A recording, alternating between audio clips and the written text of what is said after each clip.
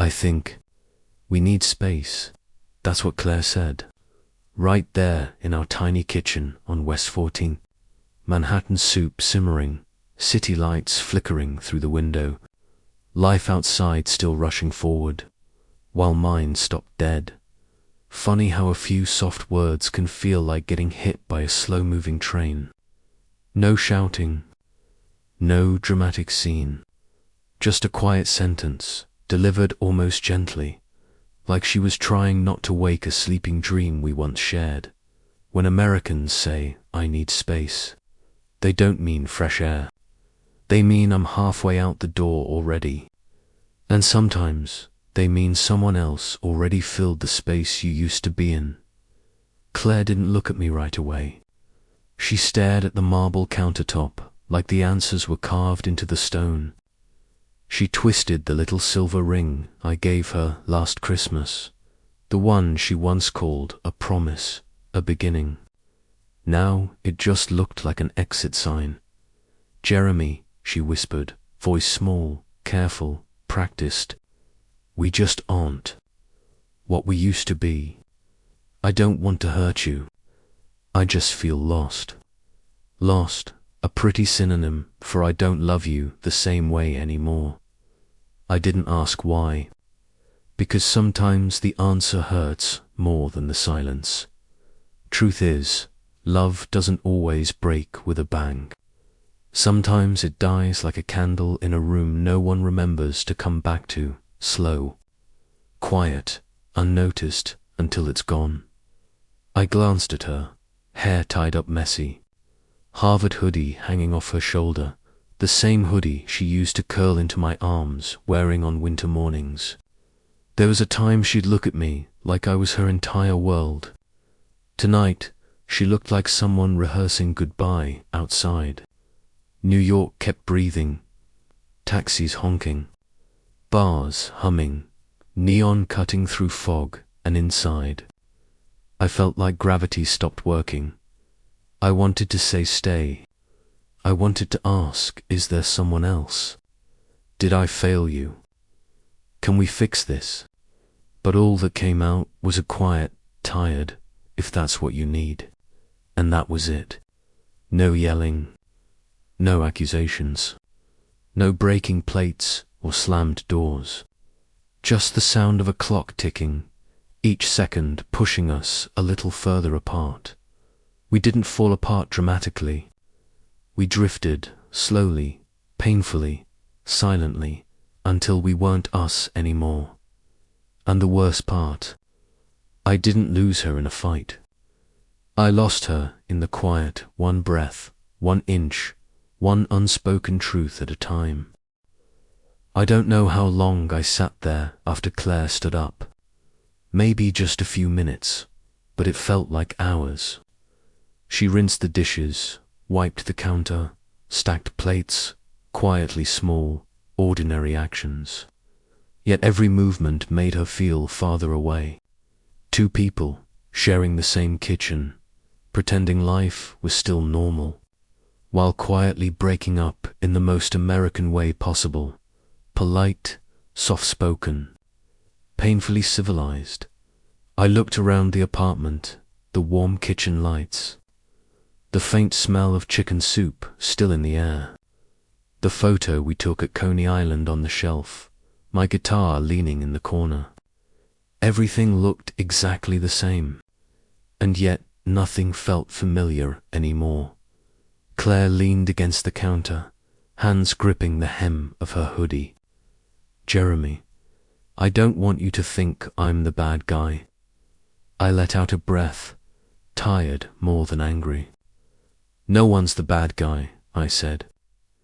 "There's just the person who leaves first, and the one who stays a little longer." She looked down, twisting the silver ring I gave her last winter, a gesture that once meant comfort. Tonight it looked like hesitation, or guilt, or both. I feel lost. I need to find myself again."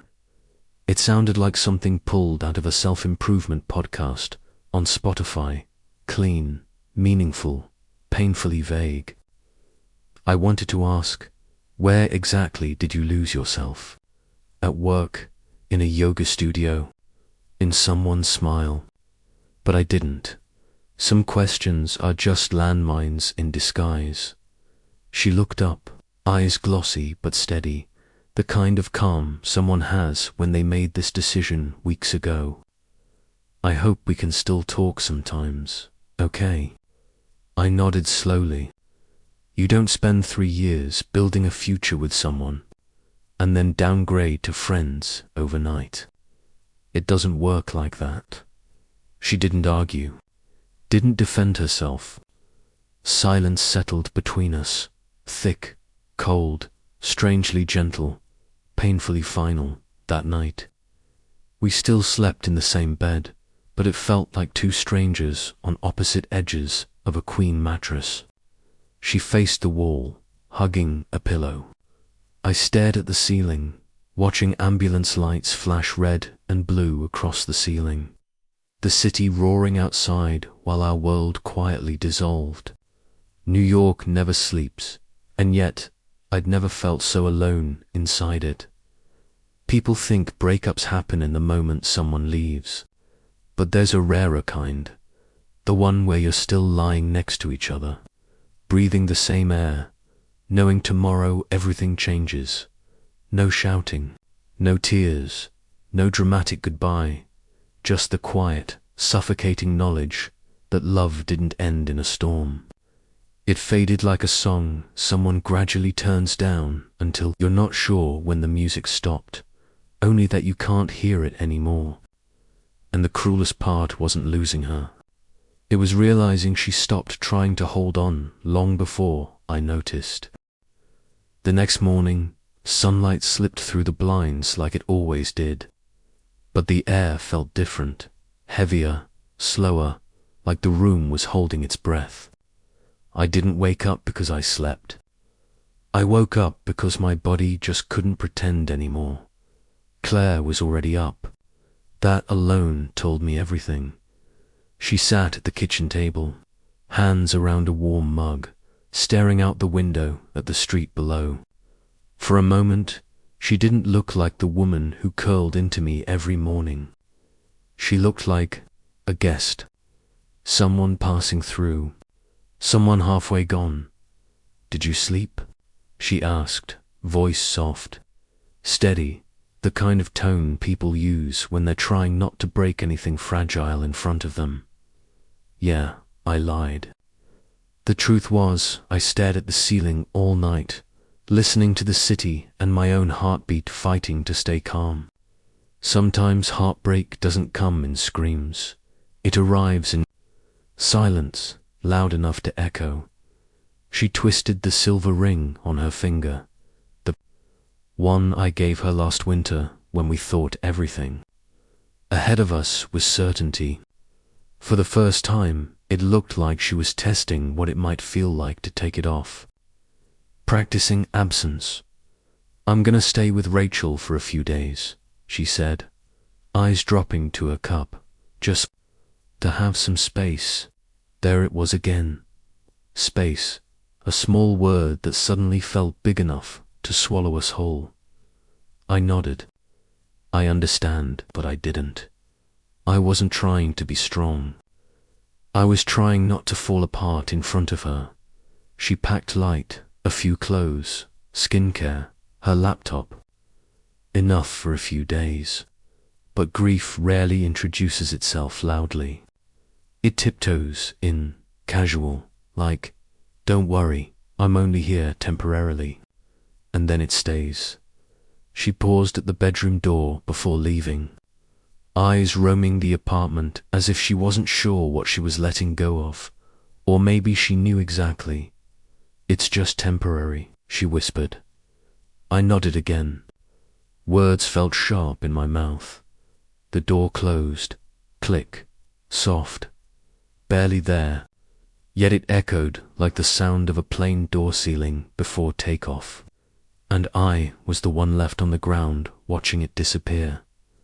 The apartment fell silent. Not peaceful silent. The kind of silence you can hear. The hum of the fridge. cars far below. My own heart beat thudding like it was fighting gravity. I made 2 cups of coffee out of habit. One for me, one for her. The second cup sat untouched, steam curling into the air, slowly fading like something leaving, molecule by molecule. Funny how the smallest things hurt the most. Not the leaving, not even the word space, but the sight of a warm cup no one will drink. I stood by the window. Outside, New York kept moving, people rushing, horns blaring, someone laughing on the sidewalk, a food cart guy yelling orders. The world kept going effortlessly, and I just stood there, stuck between yesterday and an empty kitchen chair. Love doesn't always end with yelling or slammed doors. Sometimes it ends in subtler ways, a suitcase half packed, a quiet kitchen, a heart realizing it's suddenly beating by itself. Heartbreak isn't always dramatic. Sometimes it looks like 2 mugs on a counter, one held, one cooling, and someone learning, painfully, what alone really feels like. And maybe the cruelest part isn't that she left. It's realizing she started leaving long before I noticed. After Claire left, the apartment didn't collapse. The walls didn't crack, the furniture didn't disappear, the sky didn't fall.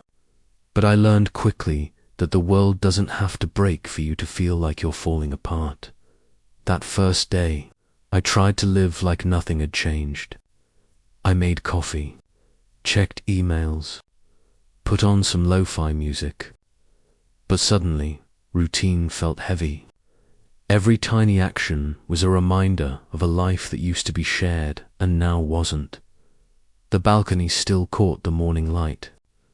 The glasses were still on the second shelf. Her hoodie still hung beside my coat. But the air had weight. Not temperature, emptiness. Her absence had shape, and I was slowly learning how to see it. At lunch, I walked to the same cafe we always went to. The barista smiled like always. "To lattes today?"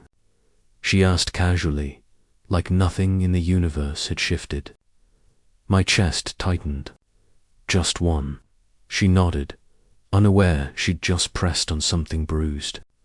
Unaware that the simplest question used to be routine, and now felt like grief with foam on top. I sat by the window and watched the world move. Couples planning summer trips, a dad blowing kisses to his daughter on FaceTime, a girl laughing as she left with a bag of muffins. Everyone was busy living, and I was busy learning how to exist again. Night came. I opened the door to a quiet apartment. No perfume in the hallway, no soft footsteps, no "did you eat?" No lavender candle flickering on the counter. I placed my keys on the table, the same spot Claire used to put hers. A simple action, yet somehow it scraped at my ribs. I turned on the TV for noise. I didn't watch. I just needed proof there were other voices in the world besides the loud one in my head. At 10:13 p.m., her text arrived.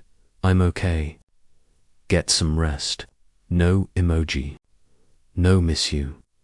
A message polite enough for a stranger. Not someone who once fell asleep on my chest every night. I typed, deleted, typed again, deleted again. What do you say when you have too much to say? I finally sent, "You too." I laid down, instinctively leaving space on her side of the bed. My arm reflexively reached toward an absence that didn't answer back. Her pillow stayed cold. The kind of cold that doesn't belong to seasons, only to endings. In the dark, the smallest noises grew loud. The fridge hum, distant sirens, the faint ticking of the wall clock.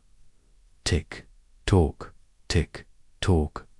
Each second reminded me she wasn't here to waste time with. I understood something then. People don't break from one moment. They break in pieces.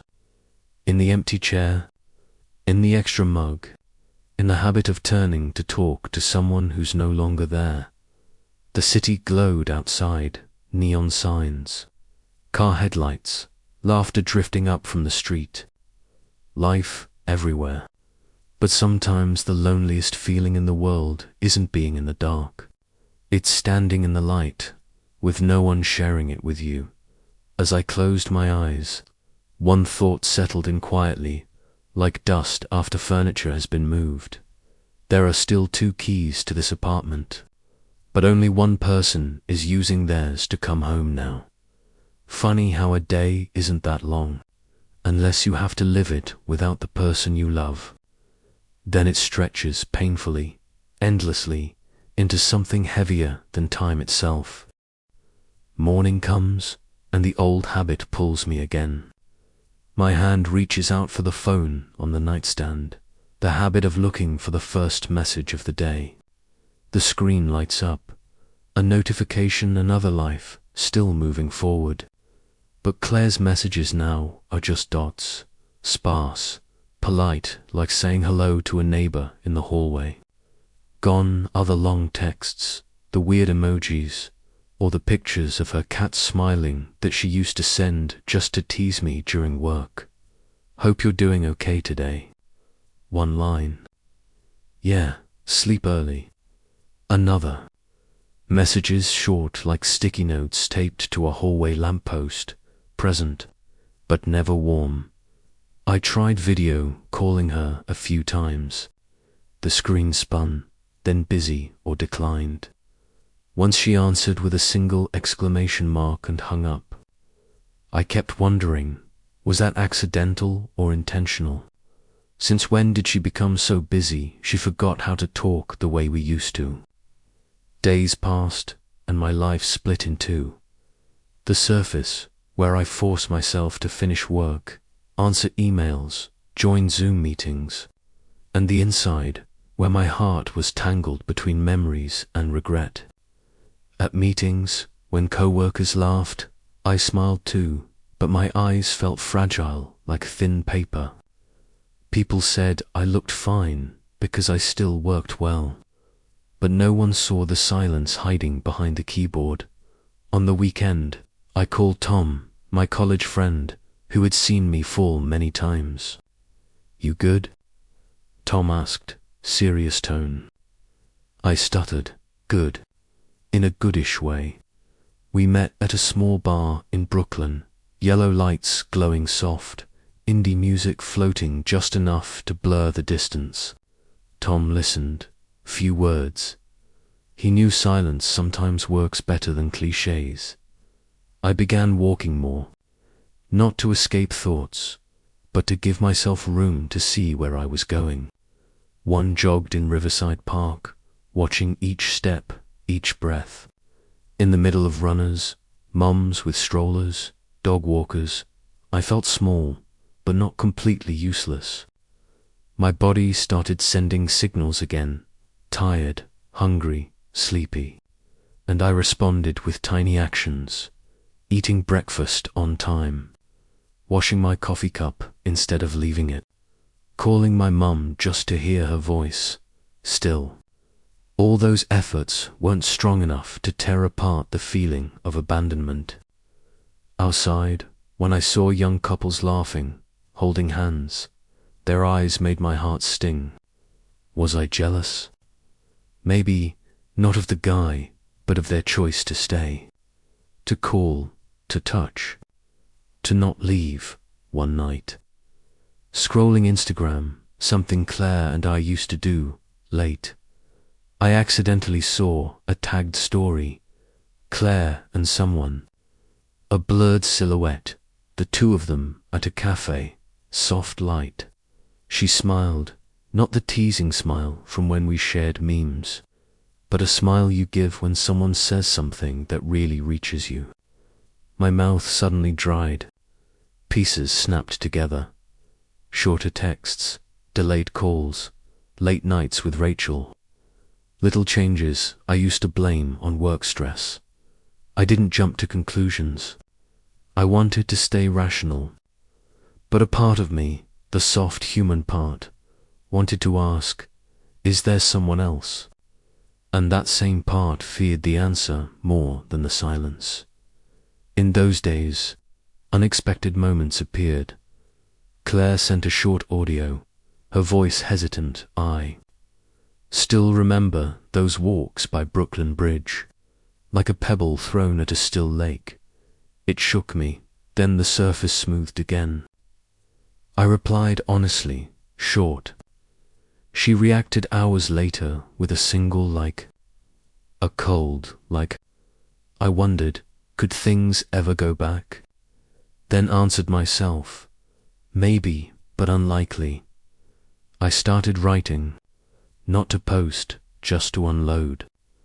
Notes in my phone, cooked today. The smell of fried onions reminds me of our second Monday dinner at home. Writing turned emotions into shapes, and shaped things can be handled. Writing helped me recognize myself among scattered memories. Once she texted, "Are you free tonight? Want to talk?" My heart jumped. But when night came, she only sent a sunset picture. Beautiful sunset, no words, no questions. I sat staring, feeling a slow drill in my chest. In these moments, I felt like someone relearning how to breathe. Small gestures, going to the gym, buying fresh vegetables, calling friends used to be nothing. Now they're bricks on a path. And even so, I still wasn't ready to let go. Not ready to say goodbye clearly at night. City lights glowing, I still kept the phone beside me, waiting for a long text, an explanation, an apology, or even, go find your happiness. It would make things easier. But instead, it was always a tiny heart or a cheerful sticker, empty. Then I told myself, all right. Do one small thing for yourself tomorrow. Next morning, I woke early, ran, bought flowers for the kitchen. Not for anyone, just to soften the apartment. Yellow flowers on the table made the air lighter. I placed them in a vase, looked at every petal, saw tiny wrinkles, colors not fully bright, and I saw myself slowly healing, bit by bit. The next morning, I still woke up early, still went for a run, still made coffee, but this time I didn't run from the feeling. I didn't avoid the question pounding at my temples, between us. Is there anything left? I was tired of waiting, of guessing, of comforting myself with fragile hopes. As a man, I once believed I could carry everything in my chest and endure it. But enduring isn't living. Tom looked at me and placed a hand on my shoulder. Bro, ask for clarity. Not because you're angry, because you respect yourself. I nodded. Not to look strong, but so I wouldn't collapse again. We agreed to meet at the cafe near her place, the one that once saw days when I thought I was the only person she chose. When Claire walked in, I saw her eyes shift away. That kind of look only shows up when someone is holding something they don't want to face. I didn't circle around it. I know things have changed. If there's anything left to say, let's be honest today. My voice was calm, not sharp, not shaky. Sometimes silence, held too long, makes words sharper than anger. Claire exhaled the kind of breath that only comes when the words have been rehearsed. I think I'm confused. Work has been stressful, and I've been talking to a colleague. It's nothing big, just someone who listens to me more lately.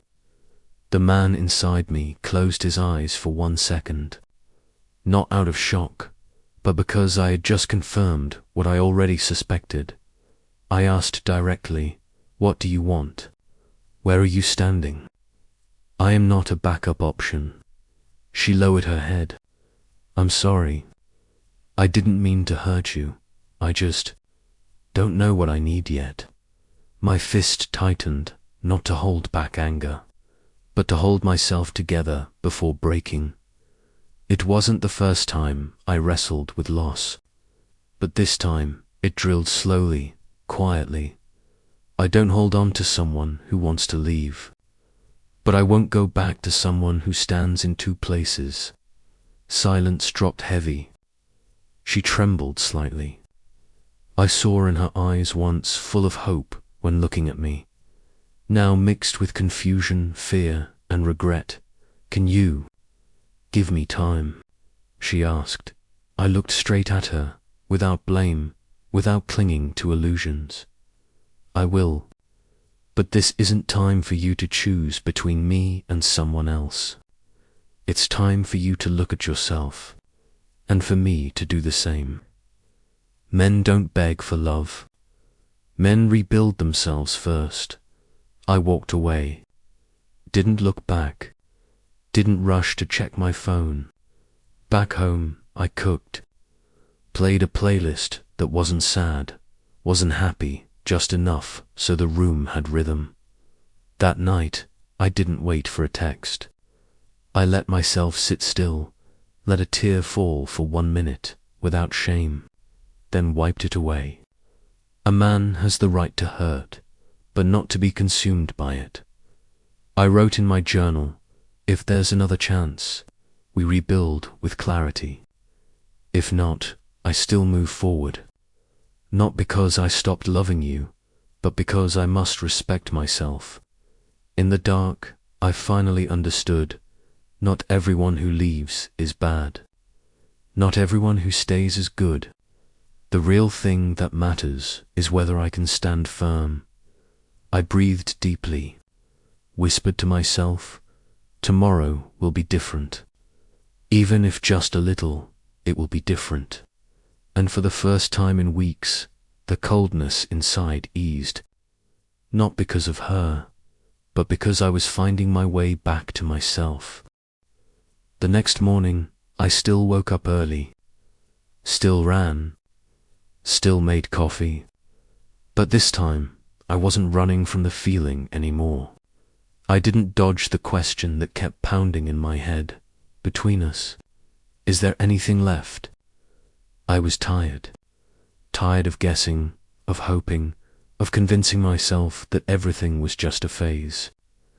As a man, I once thought I could carry it all, endure it all, protect it all. But enduring isn't living. Tom looked at me, placed a hand on my shoulder, his voice low. "Bro, ask for clarity. Not to keep someone, but to keep yourself."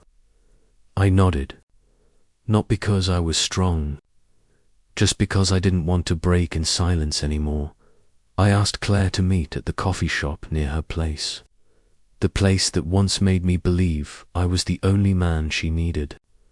When Claire walked in, her eyes drifted away. The kind of look someone has when they're hiding something.